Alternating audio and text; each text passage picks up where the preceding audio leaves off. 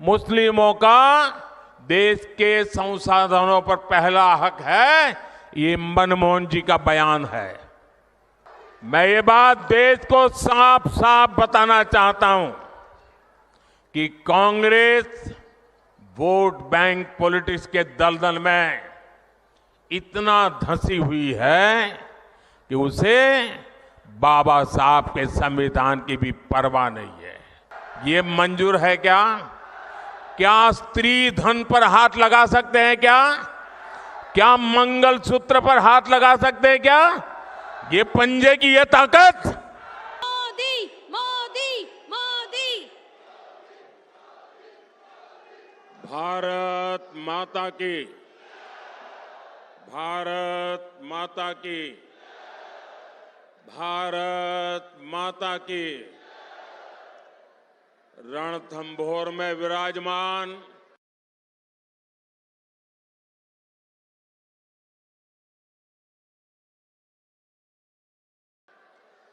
त्रिनेत्र गणेश जी की, चौथ माता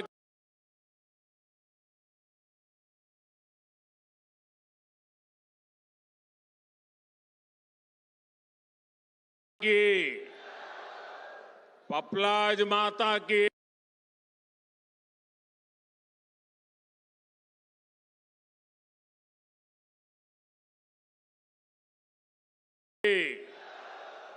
मीन भगवान की,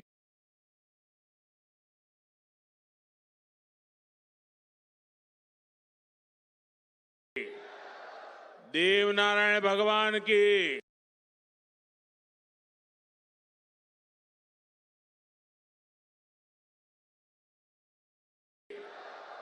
देवधाम जोधपुरिया की, शिवाड़ ज्योतिर्लिंग महादेव की,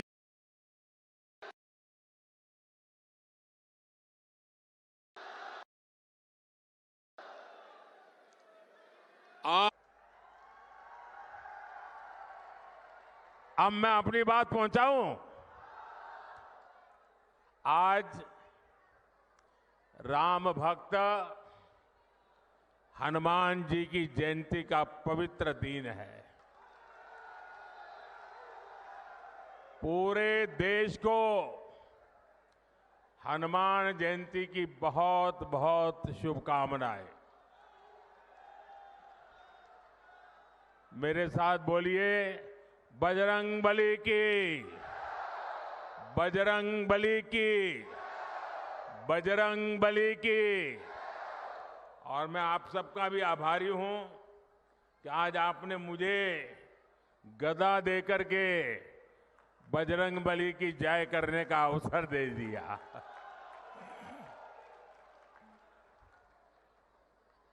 महावीर, वीरों के वीर बजरंग बली की जयंती पर मेरा सौभाग्य है कि मुझे शूरवीरों की धरती सवाई माधोपुर आने का मौका मिला है।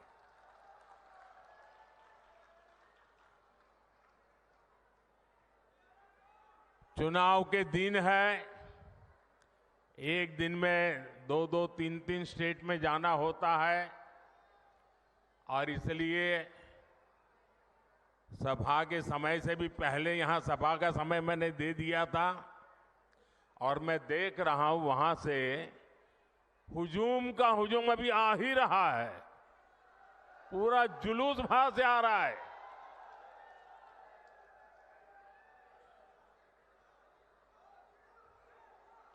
मुझे लगता है कि मेरी सभा पूरी होने के बाद भी लोग आते रहेंगे। तो जो अभी पहुंच नहीं पाए हैं, रास्ते में दिख रहे हैं, मैं उनकी क्षमा मांगता हूं, क्योंकि मुझे तो इंतजार नहीं कर सकता, आगे चलना पड़ेगा। लेकिन ये मैं जो उत्साह देख रहा हूं, उसमें एक मजबूत भारत के लिए आशीर्वाद है। इसलिए हर तरफ यही गूंज है, फिर एक बार फिर एक बार साथियों, हमारे राजस्थान ने सदियों से सीमा पर खड़े मजबूत प्रहरी की तरह देश की रक्षा की है। राजस्थान ये बखूबी जानता है कि सुरक्षित राष्ट्र और स्थायी सरकार ये कितनी जरूरी होती है। इसलिए चाहे 2014 हो या 2019 हो, राजस्थान ने एकजुट होकर देश में भाजपा की ताकतवर सरकार बनाने के लिए अपना आशीर्वाद दिया था। आपने 25 की 25 सीटें भाजपा को जीत करके झोली भर दी थी। एकजुटता ही, एकता ही राजस्थान की सबसे बड़ी पूंजी है।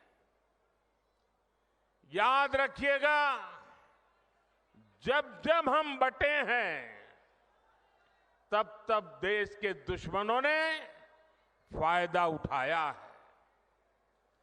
अब भी राजस्थान को बांटने की, यहां के लोगों को बांटने की पूरी कोशिशें हो रही हैं।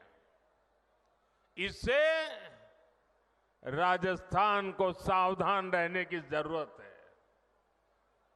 साथियों, एक स्थिर और ईमानदार सरकार देश के विकास के लिए क्या कुछ कर सकती है, ये पिछले 10 वर्षों में सबने देखा है। भारत आज दुनिया की सबसे तेजी से बढ़ती हुई बड़ी अर्थव्यवस्था है। पिछले 10 साल में 25 करोड़ लोग गरीबी से बाहर निकले हैं। ये बहुत बड़ा काम हुआ है। इतना बड़ा काम कैसे संभव हुआ? कैसे हुआ ये? इतना बड़ा काम कैसे संभव हुआ?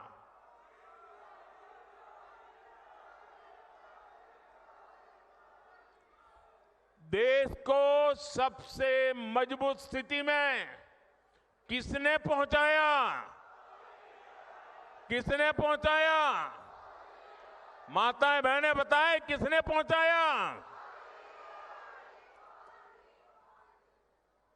ये आपकी उदारता है, आपका प्रेम है, आपके आशीर्वाद है कि आप सारी क्रेडिट मोदी को दे रहे हैं।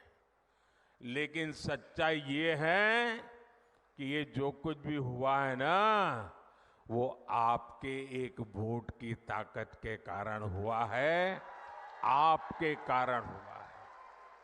जो 25 करोड़ लोग गरीबी से बाहर निकले हैं ना, वो जो पुण्य है, उस पुण्य के हकदार आप हैं। जिस गरीब को पक्का घर मिला है, उसका जो पुण्य है, उस पुण्य के हकदार आप हैं।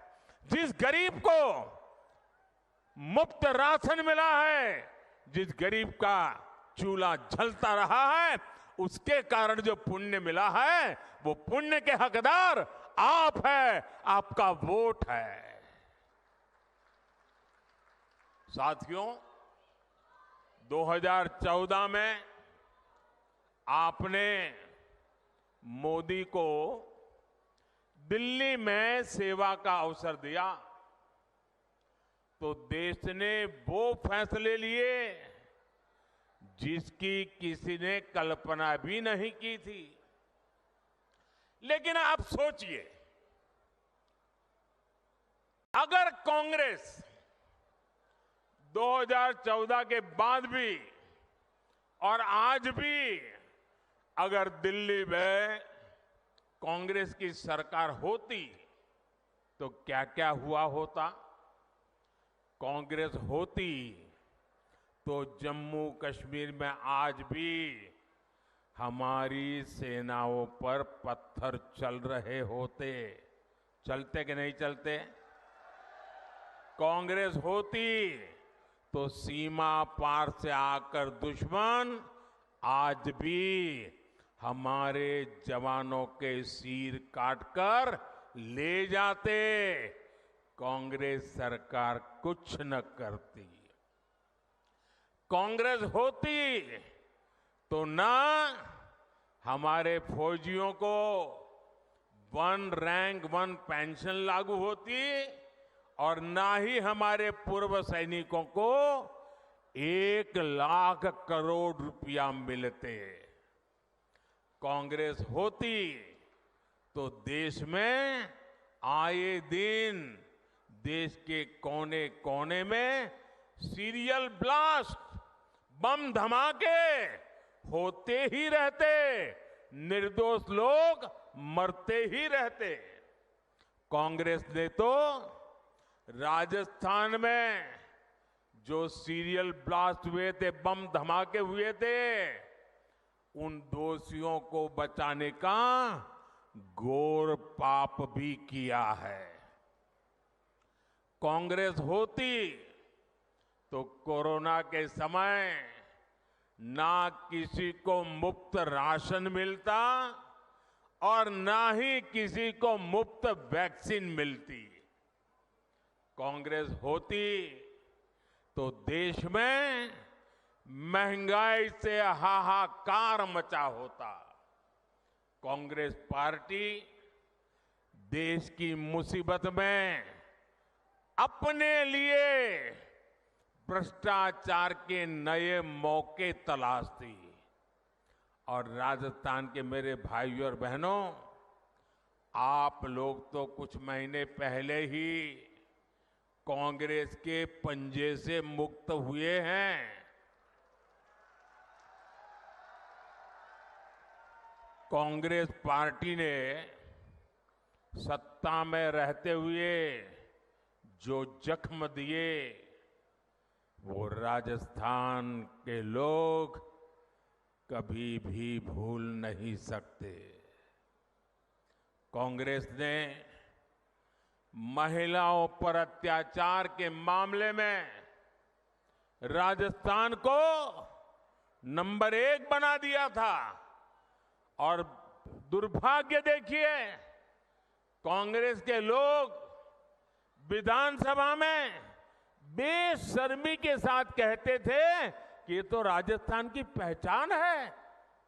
अरे डूब मरो, ये शोभा नहीं देता है, ये शोभा नहीं देता है आपको। टोंक में किन असामाजिक तत्वों के कारण यहां की इंडस्ट्री बंद हो गई, ये भी आप जानते हैं। लेकिन आपने हमारे भजनलाल जी को सेवा करने का मौका दिया है। और जब से भजनलाल जी और उनकी टीम काम पे लगी है, माफिया, अपराधी राजस्थान छोड़कर भागने पर मजबूर है। पेपर लीक माफिया भी भजनलाल जी का कानूनी डंडा चलने के बाद ठंडा पड़ गया है।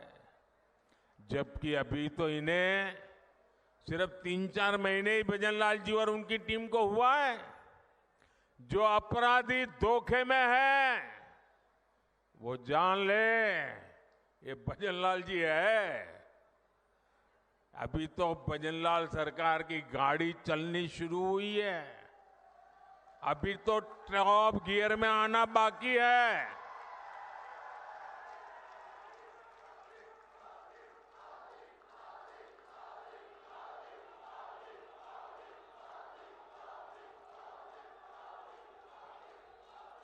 साथियों, आज हनुमान जयंती पर आपसे बात करते हुए मुझे कुछ दिन पहले की एक तस्वीर भी याद आ रही है। हो सकता है आप में से बहुतों तक ये खबर नहीं पहुंची होगी। मीडिया का काम था ये बात पहुंचाए, लेकिन नहीं पहुंचाई होगी। वो तस्वीर है कांग्रेस के शासन वाले कर्नाटका की।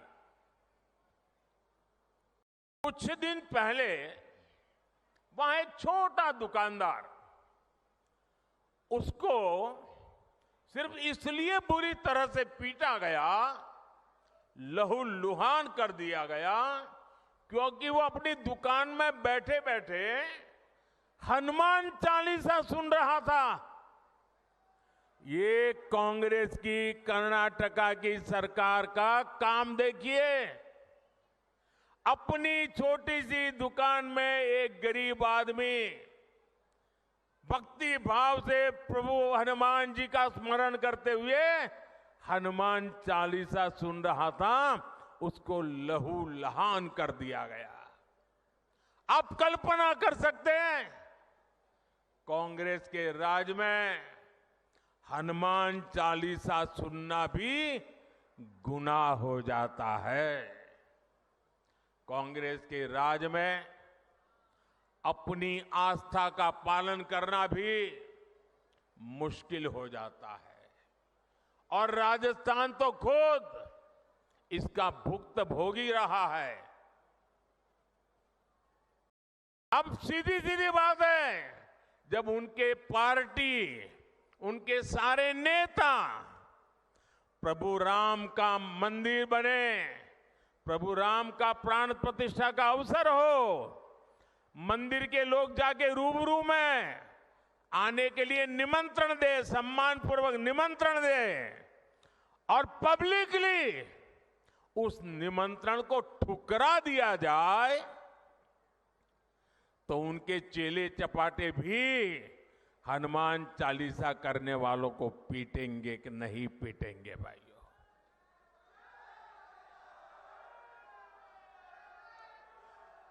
कुछ दिन पहले ही रामनवमी बीती है।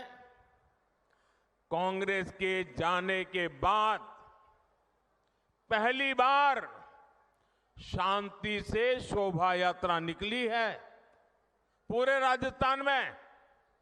वरना पहले और चुनाव की आपाधापी गर्मी होने के बावजूद भी कांग्रेस ने तो, और हमारे यहां तो सूरज की पहली किरण का स्वागत भी राम राम सा से होता है। राम राम सा, कोई किसी को मिले तो पहले मुंह से निकलता है राम राम सा। कांग्रेस ने तो राम राम सा कहने वाले राजस्थान में राम नवमी पर प्रतिबंध लगा दिया था।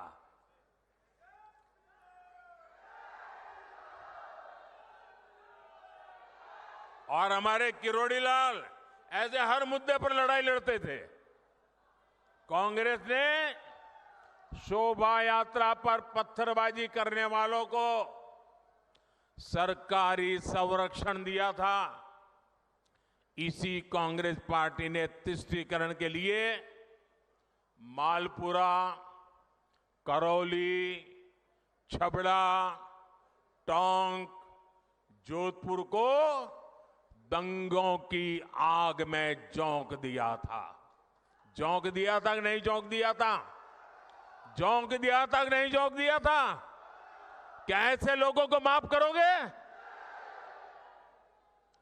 अब भाजपा सरकार आने के बाद किसी की हिम्मत नहीं है कि आपकी आस्था पर सवाल उठा दे। अब आप चैन से हनुमान चालीसा भी गाएंगे और राम नवमी भी मनाएंगे, ये भाजपा की गारंटी है।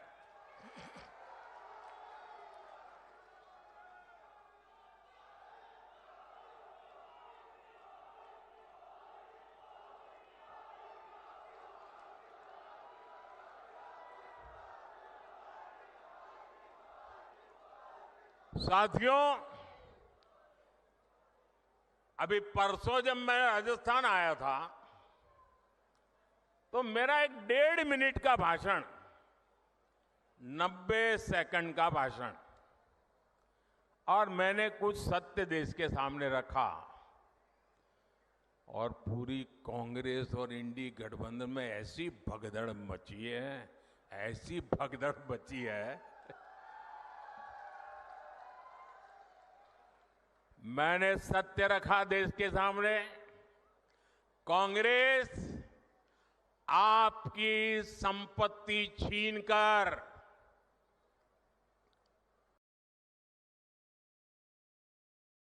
उनके खास लोगों को बांटने की गहरी साजिश रचकर बैठी है। 2-3 दिन पहले मैंने कांग्रेस की इस वोट बैंक की राजनीति, तुष्टीकरण की राजनीति का पर्दाफाश किया था। इससे कांग्रेस और उसको सिस्टम में उनको इतनी मिर्ची लगी है, इतनी मिर्ची लगी है कि वो हर तरफ गालियां देने में टूट पड़े। जो आए वो मोदी को गाली दे रहा है। मैं कांग्रेस से जानना चाहता हूं, आखिर कांग्रेस सच्चाई से इतना डरती क्यों है? कांग्रेस क्यों अपने नीतियों को ऐसे छिपाने में लगी है? जब आपने नीति बनाई है, निर्णय लिया है, तो अब जब मोदी जी ने खुल करके राज रख दिया, आपका हिडन एजेंडा बाहर आ गया, तो अब कांप रहे हो? अरे हिम्मत है तो स्वीकार करो, हम आपसे मुकाबला करने के लिए तैयार हैं।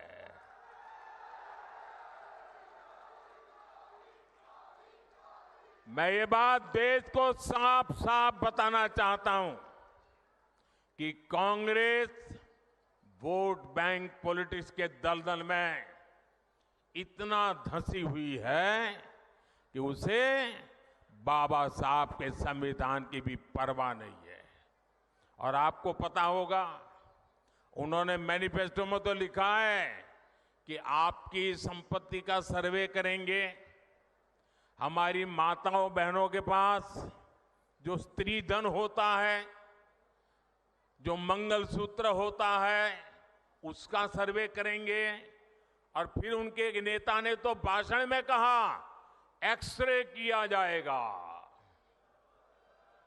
एक्सरे किया जाएगा। मतलब आपके घर में अगर बाजरे के अंदर डिब्बे में भी कुछ रखा है तो वो भी एक्सरे करके खोजा जाएगा। दीवार में कहीं रखा है तो उसको भी एक्सरे करके खोजा जाएगा। पूरा एक्सरे करने वाले की घोषणा की है और उनके नेता ने पब्लिकली कहा है। और फिर आपकी सारी संपत्ति, जरूरत से ज्यादा जो भी होगा वो उनका कब्जा करेगी उनकी सरकार, कहते हैं, और फिर लोगों को बांट देंगे। अगर आपके पास 2 घर है, यहां गांव में घर है, और बच्चों के लिए आपने जयपुर जोधपुर में अगर एक छोटा फ्लैट ले लिया है, तो एक्सरे करेंगे कि भाई 2 घर है, एक वापस दो, सरकार को दे दो। बताइए, आपको मंजूर है क्या? ये मंजूर है क्या? क्या स्त्री धन पर हाथ लगा सकते हैं क्या? क्या मंगलसूत्र पर हाथ लगा सकते हैं क्या? ये पंजे की ये ताकत, भाइयों बहनों, राजस्थान में से एक भी पंजा बचना नहीं चाहिए भाइयों। अब देखिए, कांग्रेस पार्टी ने संविधान के साथ, बाबा साहब आंबेडकर के दिए हुए संविधान के साथ किस प्रकार से खिलवाड़ करने की कोशिश की। इस देश के में जब संविधान बना तब धर्म के आधार पर आरक्षण का घोर विरोध हुआ था, ताकि हमारे एससी, एसटी, ओबीसी समुदाय को सुरक्षा मिलती रहे। लेकिन उन्होंने, मनमोहन सिंह जी ने भाषण किया था और उस सभा में मैं मौजूद था मुख्यमंत्री के नाते, मुस्लिमों का देश के संसाधनों पर पहला हक है, ये मनमोहन जी का बयान है। और ये संयोग नहीं था और ये अकेला बयान नहीं था। कांग्रेस पार्टी की सोच हमेशा से तुष्टीकरण की रही है, वोट बैंक की राजनीति की रही है। 2004 में जैसे ही कांग्रेस की केंद्र में सरकार बनी, उसके सबसे पहले किए गए कामों में था, सबसे पहला काम था चुनाव जीतने के बाद आंध्र प्रदेश में एससी, एसटी के रिजर्वेशन में से कमी करके मुसलमानों को रिजर्वेशन देने का प्रयास। ये एक पायलट प्रोजेक्ट था जिसे कांग्रेस पूरे देश में आजमाना चाहती थी। 2004 से 2010 के बीच कांग्रेस ने 4 बार आंध्र प्रदेश में मुस्लिम रिजर्वेशन लागू करने की कोशिश की, लेकिन कानूनी अड़चनों की वजह से, सुप्रीम कोर्ट की जागरूकता के कारण वो अपने मंसूबा जो लेके चले थे वो पूरे नहीं कर पाए। 2011 में कांग्रेस ने इसे देश में लागू करने की कोशिश की। एससी, एसटी को और ओबीसी को मिला हुआ अधिकार छीन करके वोट बैंक की राजनीति के लिए औरों को देने का खेल किया। कांग्रेस ने इतने प्रयास ये जानते बूझते किए कि ये सब संविधान की मूल भावना के खिलाफ था, लेकिन कांग्रेस ने संविधान की परवाह नहीं की, बाबा साहब आंबेडकर की परवाह नहीं की। जब कर्नाटका की बीजेपी सरकार ने, जब हमें मौका मिला तो हमने पहला काम किया, उन्होंने जो एससी, एसटी से छीन करके मुस्लिम कोटा निकाला था उसको हमने खत्म कर दिया और जिनका हक था उनका हित सुरक्षित रखा। तो कांग्रेस पूरे देश में आग बबूला हो गई। ये मोदी समझता क्या है? अरे मोदी संविधान को समझता है, मोदी संविधान को समर्पित है, मोदी बाबा साहब आंबेडकर की पूजा करने वाला व्यक्ति है। साथियों, सच्चाई ये है कि कांग्रेस और इंडिया अलायंस जब सत्ता में था तो ये लोग दलितों, पिछड़ों के आरक्षण में सेंधमारी करके वोट बैंक पॉलिटिक्स के लिए उनकी खास जमात को अलग से आरक्षण देना चाहते थे, जबकि संविधान इसके बिल्कुल खिलाफ है। आरक्षण का जो हक बाबा साहब ने दलित, पिछड़ों और आदिवासियों को दिया, कांग्रेस और इंडिया अलायंस वाले उसे मजहब के आधार पर मुसलमानों को देना चाहते थे। मैं कांग्रेस को पूछना चाहता हूं, क्या कांग्रेस ऐलान करेगी कि संविधान में दलितों, पिछड़ों के आरक्षण को, आदिवासियों के आरक्षण को कम करके वो इसे मुसलमानों को नहीं बांटेंगे?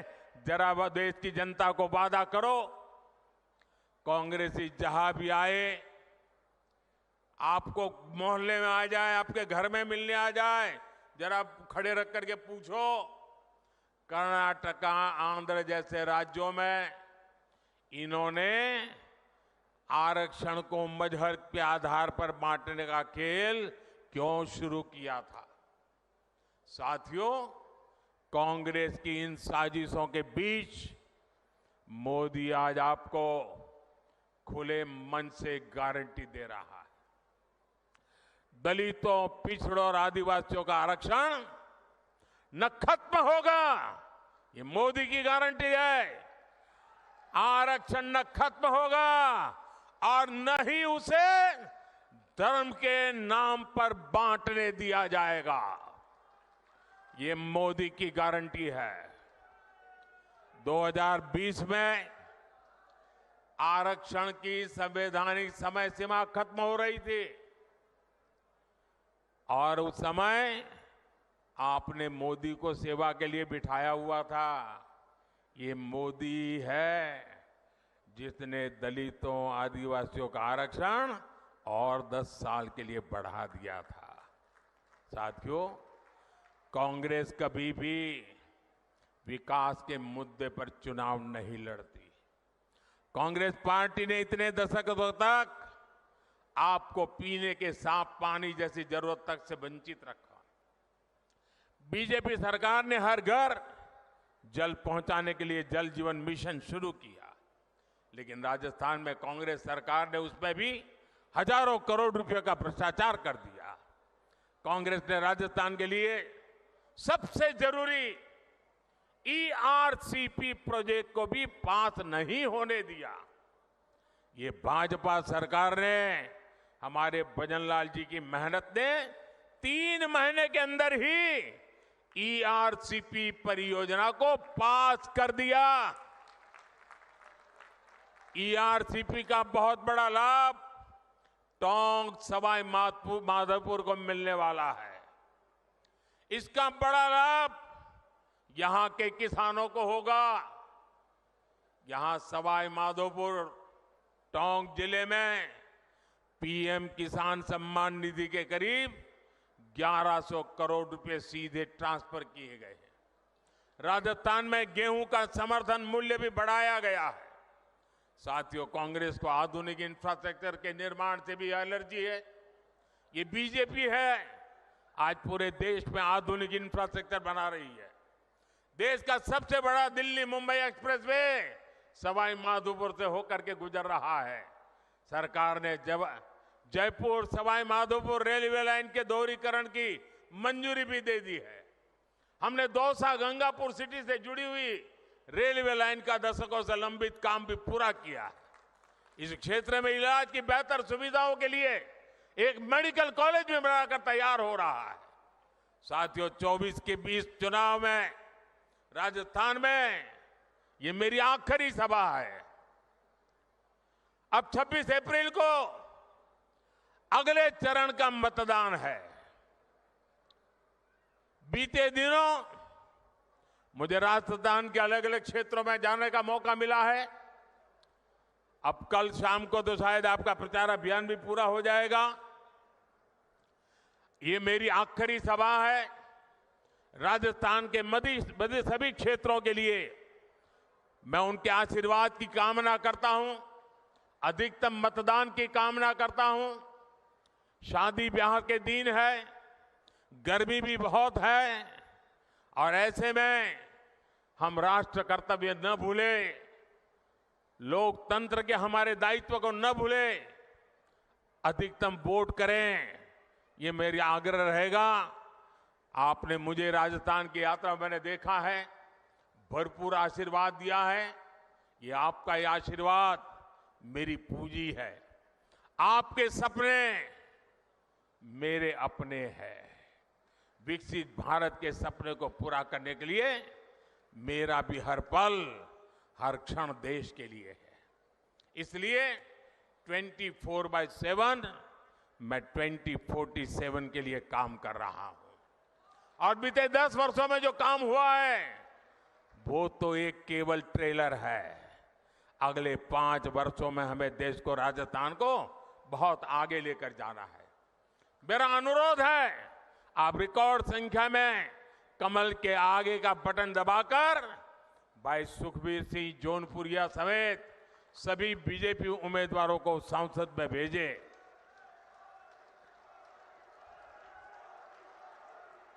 और ये हमारे जौनपुरिया जी सामान्य इंसान नहीं है। मैं पार्लियामेंट में उनको कहता रहता था कि ये जौनपुरिया नहीं, ये तो जानपुरिया है। ये जान भर देते हैं, जहां भी पहुंचते हैं जान भर देते हैं। ऐसे हमारे जौनपुरिया जी को, और आपका एक एक वोट सीधा मोदी को जाने वाला है। और मोदी आपके पास वोट मांगने आया है। आपको एक और काम करना है, करोगे? करोगे? घर घर जाकर कहना, मोदी जी आए थे, हर परिवार के लोगों को मोदी जी ने प्रणाम भेजा है, मेरा प्रणाम पहुंचा दोगे? मेरे साथ बोलिए, भारत माता की, भारत माता की। जो लोग अभी भी आ रहे हैं, मैं पहले से उनकी क्षमा मांगता हूं।